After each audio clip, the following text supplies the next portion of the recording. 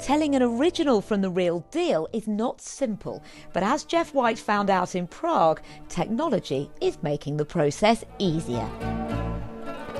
A room full of Rubens at Prague's National Gallery. Even the untrained eye can tell the work of a master, but it's not always easy. Recent forgery scandals have got the art world in a spin.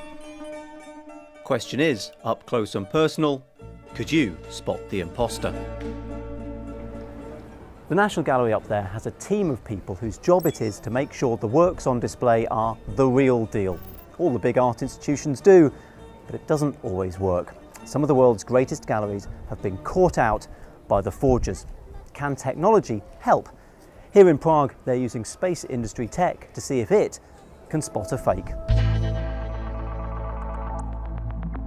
This Prague startup has got a challenge for you. Which ones are the fakes? This, for example, looks like an Edvard Munch.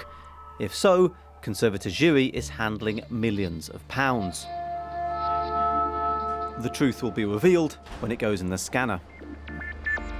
So on this side we have an X-ray tube, which emits X-rays. Now, obviously it's not emitting X-rays at the moment. Of course, this is switched off.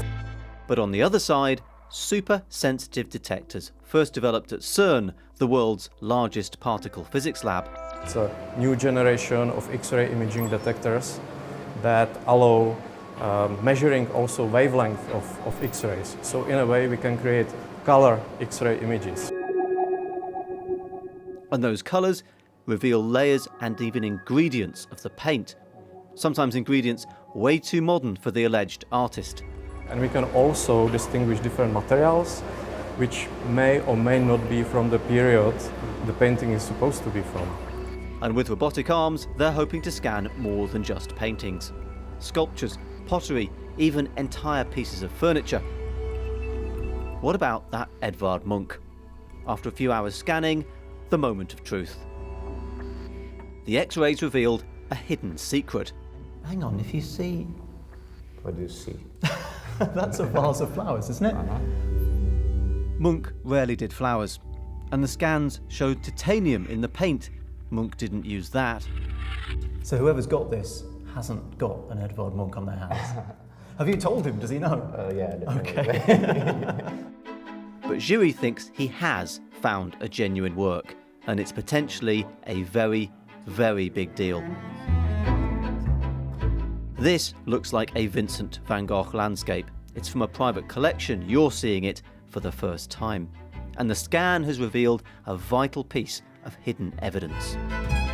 So there is a head. Oh, there's the head. There are shoulders, the hands and legs here. Wow.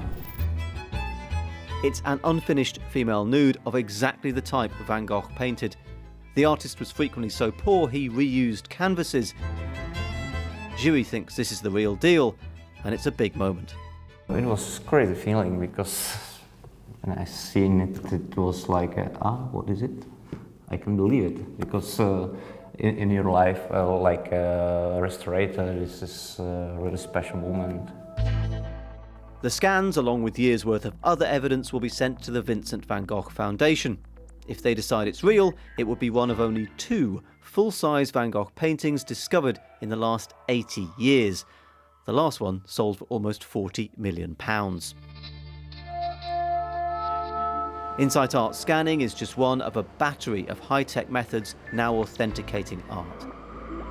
Mobile apps can be used to track pictures around the world. Artificial intelligence can be used to compare individual brushstrokes. High-frequency scanning can reveal minute imperfections. All an effort to keep ahead of the forgers. Speaking of whom, welcome to David Henty's house. There's a Walter Sickert in the spare room, a Caravaggio at the end of the bed, oh, and a Francis Bacon. And out on the balcony, let's have a look, see what you've got out here. So these are some Wow. of my paintings here. Wow. But none of these are actually real, they're all fake, these pictures. Well, again, depends who's asking. There's only probably 1 or 2% of the world that can afford a 100 million Picasso. So if you want a Picasso, the way I look at it, this is the nearest you're going to get to it, is a David Henty Picasso. Before he was exposed by a national newspaper, David sold his forgeries but carefully stopped short of claiming they were definitely the real deal. When I was forging, I've seen my paintings in the at the art auction catalogues, but I wouldn't like to say which ones because, you know, it'd get someone into trouble, not me, because I sold them legally. Now he's gone straight. His buyers know they're getting a forgery, albeit a lovingly crafted one. And anti-forgery tech is all part of the fun for fakers. As soon as you come up with a bit of technology, we're looking for a way to get around it, which is what forgers do, a good forger would do. According to one former FBI art investigator, the forgery market's worth up to $6 billion. And with skills like David's on display, the art world might want to turn to the latest tech before signing off on that multi-million-pound deal.